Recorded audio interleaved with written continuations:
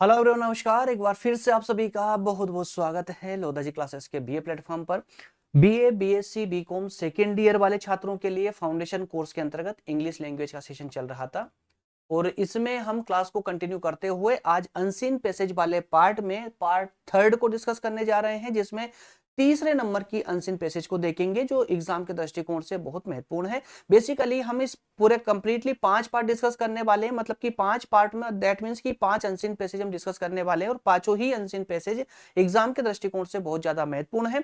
तो सेशन अगर आप देखिए पहली बार देख रहे हैं, सेशन पर पहली बार आए हैं, तो आपको लेक्चर नंबर फर्स्ट से देखना चाहिए ताकि आपकी जो इंग्लिश लैंग्वेज वाला सेशन है ये पूरा सब्जेक्ट स्टेप बाय स्टेप आपका कवर होगा। ठीक है ना। ये लेक्चर नंबर 8 हम डिस्कस करने जा रहे हैं, मतलब कि इससे पहले 8 सेशन हमारे पहले भी हो चुके हैं।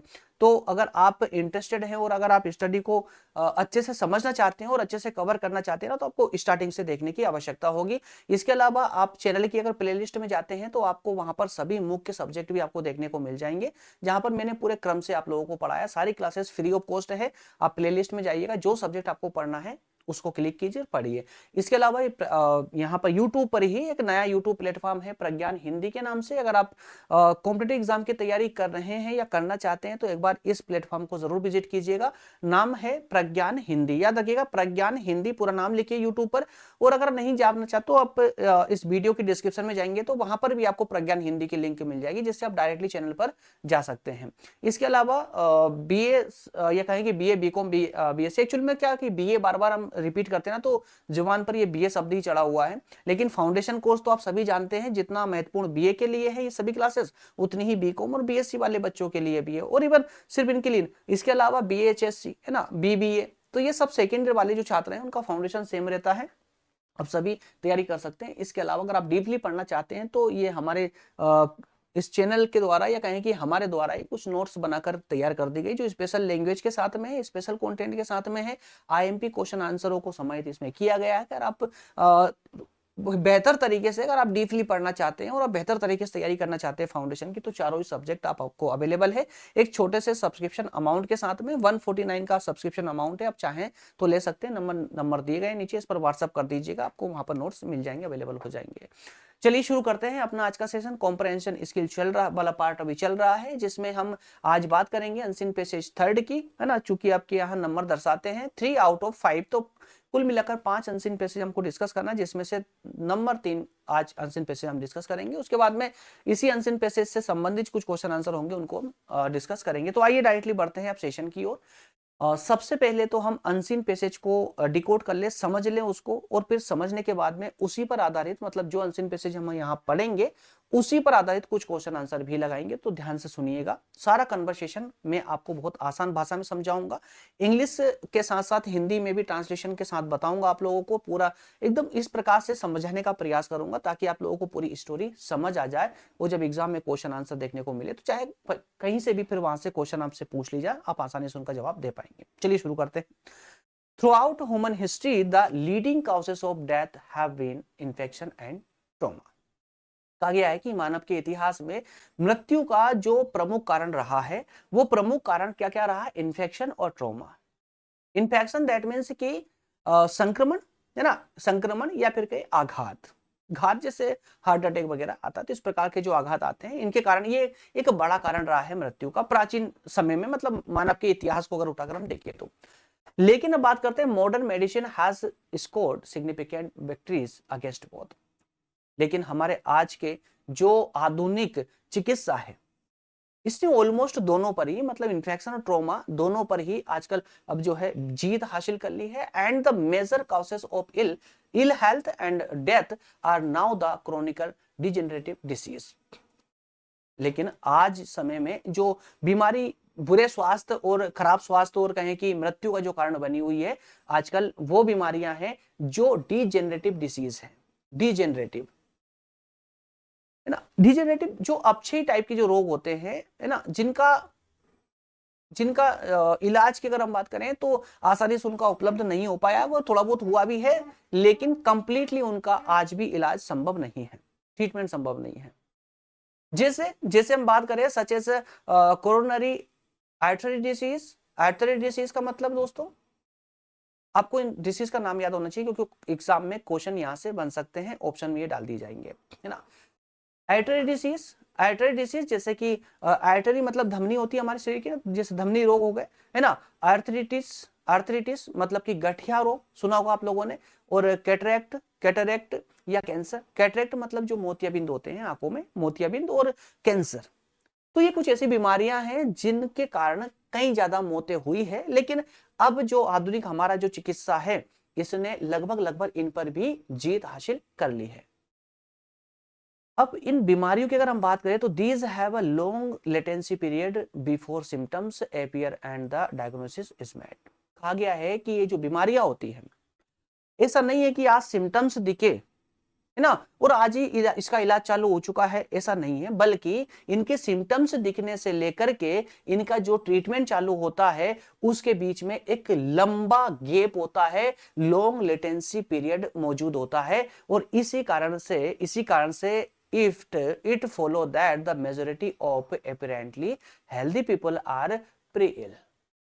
इसलिए जो व्यक्ति आज स्वस्थ दिख रहा है हो सकता है ये ऑलरेडी बीमार हो इन बीमारियों से, हो सकता है अभी इसके सिम्टम्स दिखना प्रारंभ नहीं हुए।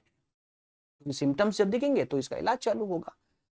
बात समझ आई। तो एक लॉन्ग लेटेंसी पीरियड मौजूद होता है, इस कारण से कोई व्यक्ति आज स्वस्थ दिखने वाला हो सकता है प्री इल हो, पूर्व बीमार हो। पॉइंट नंबर 2 में पैराग्राफ जरूर याद रखिएगा आप लोग, है ना। ये हमने अभी तक पैराग्राफ 1 में बात की है, इसे 5 पैराग्राफ डिस्कस करेंगे। तो सेकंड पैराग्राफ में कहा गया कि many national surveys reveals the mail nutrition is common in the developed countries. तो कई देशों के जो सर्वे हुए हैं उनका कहना है कि इस प्रकार का जो मेल न्यूट्रिशन है, जो कुपोषण है, ये विकसित देशों में भी कॉमन हो चुका है। This is not the calorie और micronutrients deficiency associated with the developing nations. ये विकसित देशों में भी कैलोरी या माइक्रोन्यूट्रिएंट्स की डिफिशियंसी के कारण नहीं है, मतलब कमी के कारण नहीं है। तो फिर कारण क्या है? But the multiple micronutrients depletion usually combined with the calorie balance और एक्सेस। बल्कि किस कारण है दोस्तों? तो अलग अलग जो पोषक तत्व होते हैं उनकी कमी के कारण, इसके अलावा जो कैलोरी का बैलेंस नहीं बन पाना या फिर उस कैलोरी की अधिकता के कारण इस प्रकार का मेल न्यूट्रिशन मतलब कुपोषण हो रहा है। कहां पर? विकसित देशों में भी। और जो अविकसित देश है, ठीक है, वहां पर हो सकता है मेल न्यूट्रिशन का प्रमुख कारण रहा हो, प्रमुख कारण रहा हो वहां की जो कहें कि डिफिशियंसी जो होती है, मेल न्यूट्रिशन जो होते हैं, माइक्रो न्यूट्रिएंट्स जो होते हैं, उनकी कमी भी हो सकती है। लेकिन विकसित देशों में इस प्रकार की कमी ना के बराबर ही पाई जाती है। तो फिर वहां पर भी कुपोषण क्यों होता है, मेल न्यूट्रिशन क्यों होता है? उसके पीछे कारण क्या बताया गया है कि भाई जो कैलोरी का जो बैलेंस होता है ना, वो बैलेंस गड़बड़ होने के कारण इस प्रकार का कुपोषण हो जाता है। The incidents and severity of type B malnutrition will be so to be the worst. कहा गया है कि भैया जो बी टाइप का जो संक्रमण, बी टाइप का जो कुपोषण होता है ना, कुपोषण बी टाइप का, वो और भी ज्यादा खतरनाक हो सकता है। कब? यदि newer micronutrients group such as the essential fatty acid and flavonoids are included in the service. ये बी टाइप का जो कुपोषण है ये और भी खतरनाक हो सकता है यदि उसमें जो नए माइक्रोन्यूट्रिएंट्स के ग्रुप आ रहे हैं वो शामिल हो जाए तो। और ये जो नए नए माइक्रोन्यूट्रिएंट्स के जो ग्रुप होते हैं, जो ग्रुप कौन कौन से माइक्रोन्यूट्रिएंट्स के ग्रुप हो सकते हैं? जैसे फैटी एसिड के ग्रुप हो सकते हैं या फ्लेवोनॉइड्स के हो सकते हैं। इस प्रकार से अगर ये इसमें माइक्रोन्यूट्रिएंट्स के ग्रुप में अगर शामिल हो जाते हैं तो ये बी टाइप का जो कुपोषण है ये और भी भयानक हो सकता है, वर्ष हो सकता है। बात समझ आ रही है आप लोगों को? तो ये कहानी में एक एक पॉइंट को और एक एक शब्दों को मैं इसलिए एक्सप्लेन कर रहा हूं दोस्तों, ताकि आप लोग एग्जाम में देखिए जब क्वेश्चन बनेंगे ना तो इन पॉइंटों से ही क्वेश्चन बनेंगे, इन शब्दों से ही क्वेश्चन आएगा। और वहां पर क्वेश्चन जानबूझकर इस प्रकार से रखा जाता है ताकि आप लोग कंफ्यूज हो और गलत ऑप्शन को टिक लगाएं। इसलिए एक एक लाइन के मतलब को समझना बहुत जरूरी है। चलिए पैरा नंबर 3 पर बढ़ते हैं। अब समझते हैं यहां पर कहा गया है, आगे ध्यान से सुनिएगा। चलिए पेन लेता हूं मैं ताकि आप लोग और आसानी हो जाए समझने में। हाउएवर हालांकि the pharmaceutical model has also created an unhealthy dependency culture. अब इसका मतलब समझिए भैया, फार्मास्यूटिकल मॉडल ने किसके चक्कर में दिख रहा है आप लोगों को? इसके चक्कर में। क्या किया है? अनहेल्दी डिपेंडेंसी कल्चर बना दिया है। मतलब आज लगभग ऑलमोस्ट हम सभी जो है ना मेडिकल पर निर्भर हो चुके हैं। आज हमें जरा सा भी कुछ होता है ना तो हमें क्या करना पड़ता है? मेडिकल जाना होता है, डॉक्टर से मिलना होता है ना। जरा छोटी छोटी बीमारियों के लिए भी हमको आजकल डॉक्टर से सलाह लेनी पड़ती है। क्यों? क्योंकि आज अनहेल्दी डिपेंडेंसी कल्चर जो है क्रिएट हो चुका है, in which relatively few of the unaspect responsibility of maintaining our own health। आज हमें हमारी हेल्थ की रिस्पॉन्सिबिलिटी हमारे पास नहीं है। क्या मैं सही बोल रहा हूं? मैं मतलब कि पैराग्राफ क्या सही बोल रहा है? एग्जैक्टली सही तो बोल रहा है। आजकल का जो फार्मास्यूटिकल मॉडल है ना वो इस प्रकार से बन चुका है, या उसने इस प्रकार का एक एटमॉस्फेयर बना दिया है कि आज लगभग लगभग सभी लोग हैं ना इसके अंडर में आ चुके हैं, इसके शिकार हो चुके हैं। आज सभी लोग मेडिकल पर निर्भर हो चुके हैं, और हम हमारी ही हेल्थ को मेंटेन नहीं कर पा रहे हैं। मेंटेन करने की रिस्पॉन्सिबिलिटी हमने किसको दे दी है दोस्तों? तो we have handed over this responsibility to health professionals. इन हेल्थ प्रोफेशनल्स को हमने अपनी हेल्थ की रिस्पॉन्सिबिलिटी दे दी है, और ये हेल्थ प्रोफेशनल्स ऐसे हैं who know very little about health maintenance और disease prevention। और ये हेल्थ मेंटेन प्रोफेशनल्स जो है ये ऐसे हैं जिन्हें नॉलेज किस चीज का? हेल्थ को मेंटेन करने का या बीमारियों को रोकने का जो नॉलेज है ना, ये ना के बराबर है इन लोगों को नॉलेज। क्यों? क्योंकि इनका फोकस कहां रहता है? पैसों पर इनका फोकस होता है, इनकम पर फोकस होता है। आगे बढ़ते पेरा नंबर 4 बोलता है बेस्ड ऑन फार्मास्यूटिकल थिंकिंग। तो भैया फार्मास्यूटिकल के अनुसार या सोच के अनुसार तो क्या होना चाहिए? देखिए, most intervention studies have attempt to measure the impact of a single micronutrients on the incident of disease. तो जो बीमारियां हो रही है उन बीमारियों के पीछे जो कारण है उस कारण को जानने के लिए फार्मास्यूटिकल का जो मॉडल है ना वो किसकी स्टडी करता है? तो सिंगल माइक्रोन्यूट्रिएंट्स के प्रभाव की स्टडी करता है। सिंगल माइक्रोन्यूट्रिएंट्स की बात को समझने का प्रयास कीजिएगा। सिंगल माइक्रोन्यूट्रिएंट्स है ना, सूक्ष्म जो आपका पोषक तत्व है उसका प्रभाव क्या रहेगा उसकी स्टडी करने पर फोकस करता है कौन? Pharmaceutical model. लेकिन अब ध्यान दीजिएगा, द क्लासिकल अप्रोच, हमारी जो क्लासिकल अप्रोच है, हमारी जो शास्त्रीय दृष्टिकोण है, वो क्या कहता है? वो कहता है says that if you give a compound formula to test subject and obtain positive result. अगर आप जो है किसी विषय की जानकारी प्राप्त करने के लिए और उसके अलावा एक अच्छा सकारात्मक रिजल्ट प्राप्त करने के लिए अगर आप एक कंपाउंड फार्मूला दे रहे हो, कंपाउंड फार्मूला मतलब समझते हो ना, जो सभी पे लगभग सभी पे लागू हो जाए, ऐसा कंपाउंड फार्मूला देते हो, तो ये सही नहीं होगा। You can not know which ingredients is exerting the benefit. आप नहीं जान पाओगे कि कौन सा इंग्रेडिएंट आपको लाभ पहुंचा रहा है और कौन सा हानि। तो इनका कहने का मतलब क्या है? क्लासिकल अप्रोच का मतलब क्या कहने का? तो इसका कहना है कि so you must test each ingredient individually. तो क्लासिकल अप्रोच क्या कहती है कि आपको इंडिविजुअली इंग्रेडिएंट मतलब प्रत्येक इंग्रेडिएंट, प्रत्येक घटक की जांच करनी चाहिए, प्रत्येक घटक की जांच करनी चाहिए। तो ये पॉइंट याद रखिएगा, क्वेश्चन कहीं से भी बनेगा, याद रखना। तो फार्मास्यूटिकल मॉडल ने क्या किया दोस्तों? तो उन्होंने कंपाउंड फॉर्मूला लागू कर दिया है, जबकि क्लासिकल अप्रोच इसका विरोध करती है और कहती है कि आप जो है ना एक कंपाउंड नहीं बल्कि इंडिविजुअल इंग्रेडिएंट के इंपैक्ट की जांच करो, तब कहीं जाकर के आप अपने परिणामों में सफल हो पाओगे। चलिए पेरा नंबर 5 को देखते हैं डायरेक्टली। पेरा नंबर 5, अच्छा पेरा नंबर 4 हो चुका है, ओके। पेरा नंबर 5 मतलब लास्ट वाला पेरा है, इसी के साथ आपकी पैसेज खत्म हो जाएगी। So do we need to analyse each individual nutrition status and then tailor a formula specially for him और हर। तो भाई क्लासिकल अप्रोच के अकॉर्डिंग जैसे उन्होंने कहा है कि इंडिविजुअल न्यूट्रिशन की आपको जांच करना चाहिए, तो क्या क्या पेरा नंबर 5 बोलता है तो क्या हमको प्रत्येक व्यक्ति के न्यूट्रिशन की जांच करने की आवश्यकता है? या फिर वाइल हालांकि we do not have the resources to analyse millions of individuals cases there is no need to do so. अरे भैया हमारा हालांकि हम जानते हैं कि हम इंडिविजुअल के न्यूट्रिशन की जांच नहीं कर सकते, क्यों? क्योंकि मिलियन से लोग हैं। और इतने संसाधन हमारे पास नहीं है। तो आगे कहा गया है कि हमें इंडिविजुअल की, प्रत्येक व्यक्ति की जांच करने की जरूरत भी नहीं है, ऐसा हमको करने की जरूरत भी नहीं है। तो फिर आगे क्या है, the vast majority of people are consuming suboptimal amount of most micronutrients. तो ये क्लासिकल थ्योरी ही कहती है, क्या कहती है कि अधिकतम लोग जो है ना, अधिकतम लोग एक सही मात्रा में माइक्रोन्यूट्रिएंट्स का कंज्यूम कर रहे हैं, यूज कर रहे हैं, प्रयोग कर रहे हैं। And most of the micronutrients concerned are very safe, और जिस मात्रा में वो लग कर रहे हैं ना, तो इस प्रकार से देखा जाए तो अधिकतम लोग जो है ना वो सेफ जोन में है, सेफ है। अकॉर्डिंगली इस प्रकार से comprehensive and universal programme of micronutrients support is probably the most cost effective and safest way of improving the general health of the nation।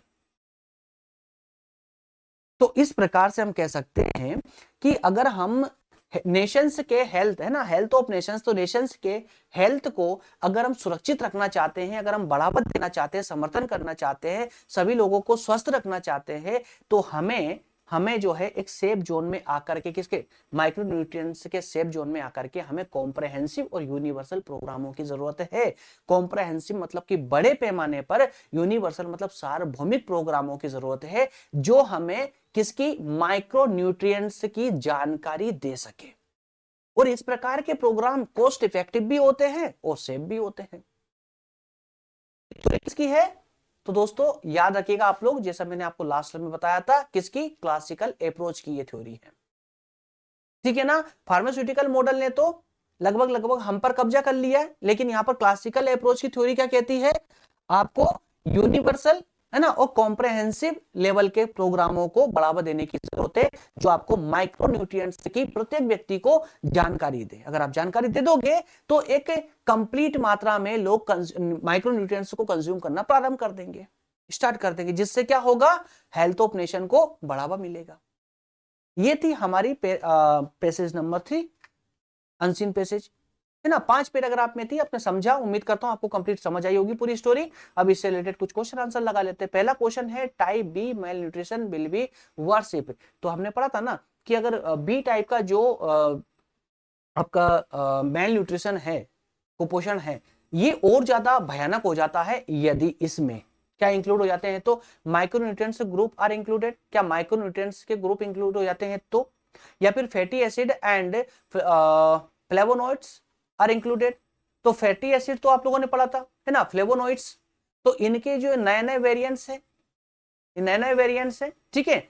तो नए नए वेरिएंट्स से अगर ये इनके ग्रुप अगर इसमें मिल जाते हैं, तो जो बी टाइप का जो कुपोषण है ये और ज्यादा भयानक हो सकता है। ये पैराग्राफ 1 या 2 में हम लोगों ने देखा था। चलिए नेक्स्ट क्वेश्चन है, which of the following are micronutrients group. इनमें से माइक्रोन्यूट्रिएंट्स के ग्रुप कौन कौन से हैं, एसेंशियल फैटी एसिड है या फ्लेवोनॉइड्स है, तो दोनों ही है माइक्रोन्यूट्रिएंट्स के।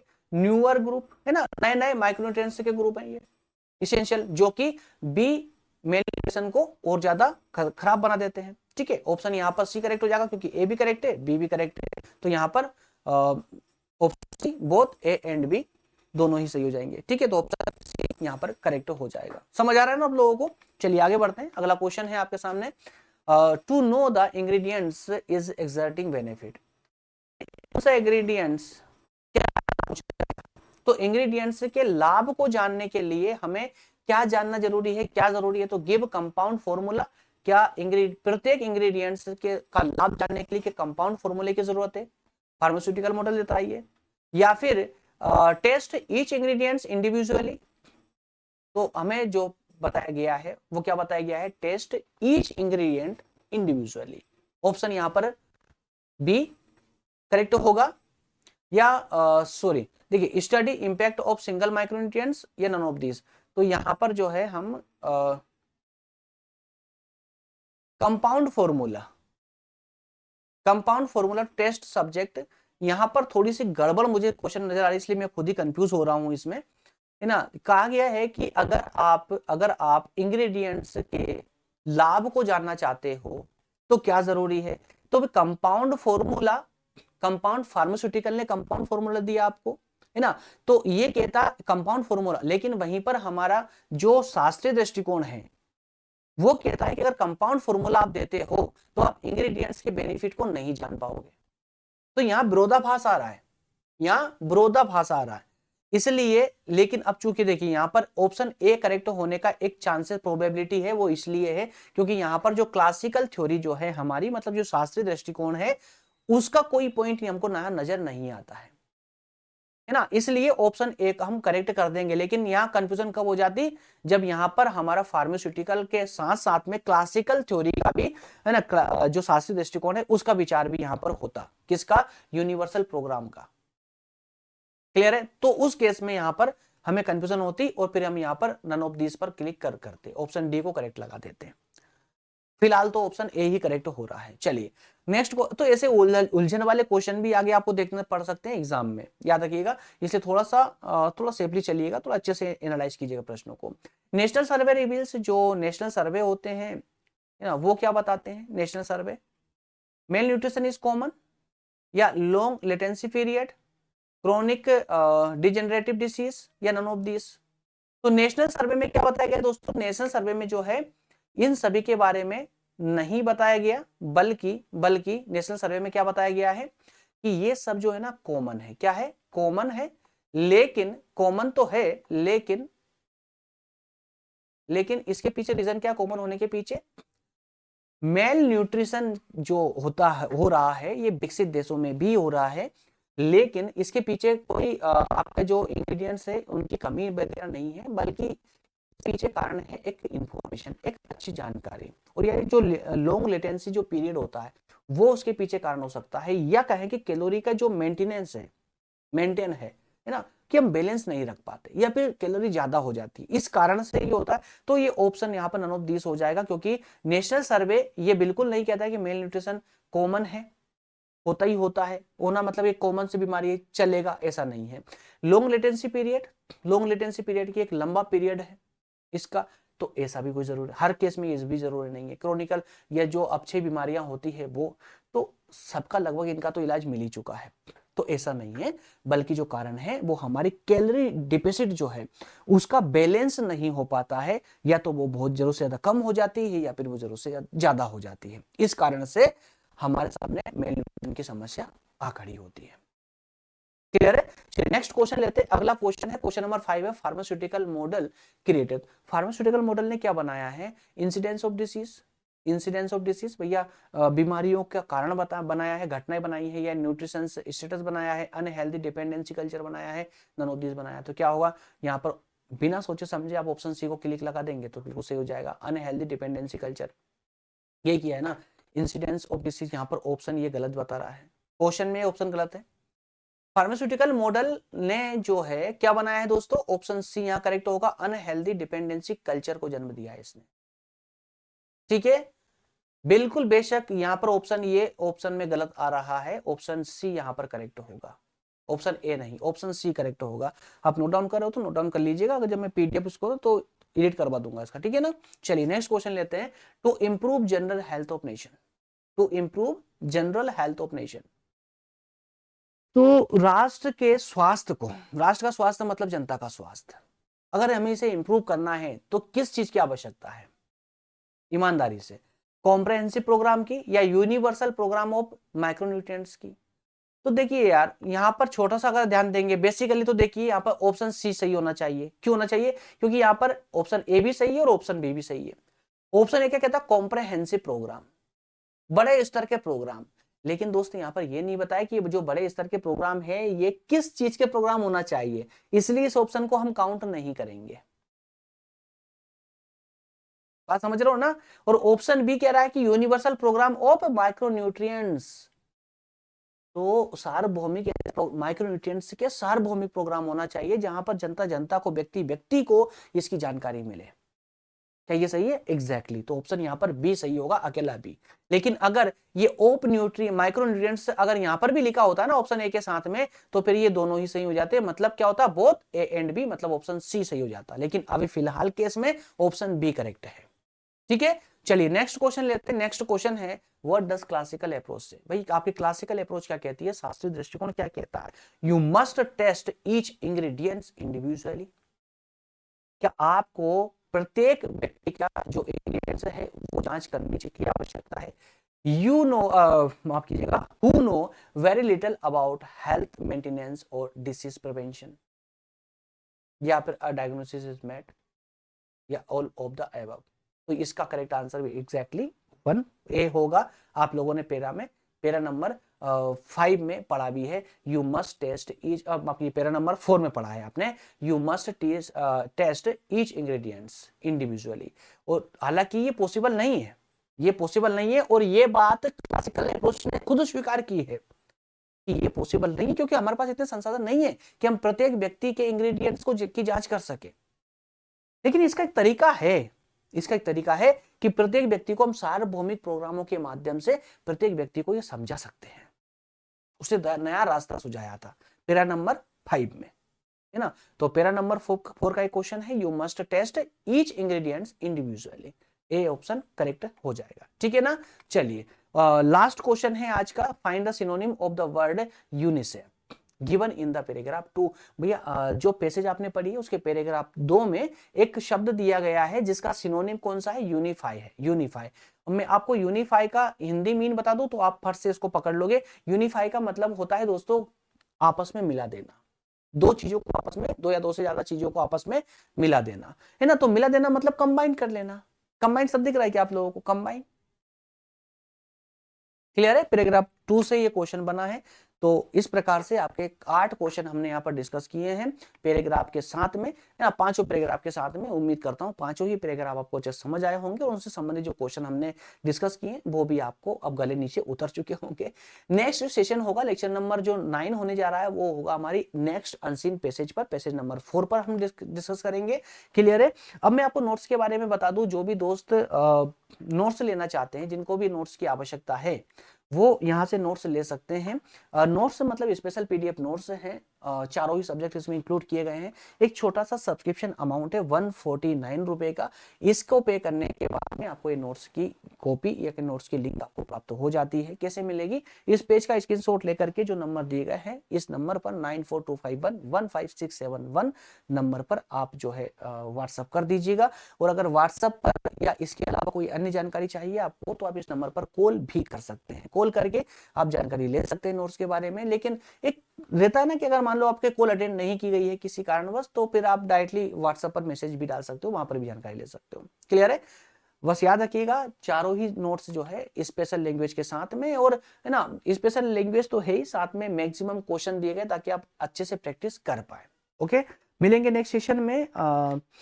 सेशन अगर आपके लिए हेल्पफुल हो रहा है तो सेशन को लाइक जरूर कर दिया करें। साथ में ही अगर आप कंटिन्यूअसली हमारे साथ 3rd ईयर तक पढ़ना चाहते हैं, इसी प्रकार से यूट्यूब पर ही फ्री क्लासेस देखना चाहते हैं, सिर्फ फाउंडेशन की नहीं बल्कि इसके फाउंडेशन के अलावा जो आपके मुख्य सब्जेक्ट है जैसे major, minor, open, elective, vocational, उन सब्जेक्टों की क्लासेस भी आप डिटेल में चैप्टर बाय चैप्टर देखना चाहते हैं तो हमारे चैनल को सब्सक्राइब कर ले, जुड़ जाए हमारे साथ में, बेल आइकन को प्रेस कर ले ताकि सभी नोटिफिकेशन आपको हमारे क्लासेस के आपको मिलते रहे, ताकि कोई भी क्लासेस आपसे छूटे नहीं। और इसके अलावा टेलीग्राम और इसके और व्हाट्सएप ग्रुप भी आपके लिए तैयार कर दिए गए, जहां पर सभी छात्र लगभग सभी छात्र आ चुके हैं इन ग्रुपों में, ताकि आप एक कंटिन्यूअसली स्टडी कर पाए, है ना। ग्रुप में सबसे पहले जो लिंक हमारी जाती है वो ग्रुप में ही शेयर की जाती है ताकि आप लोगों को कंटिन्यूअसली जो लिंक है, जो क्लासेस लिंक है वो मिलती रहे।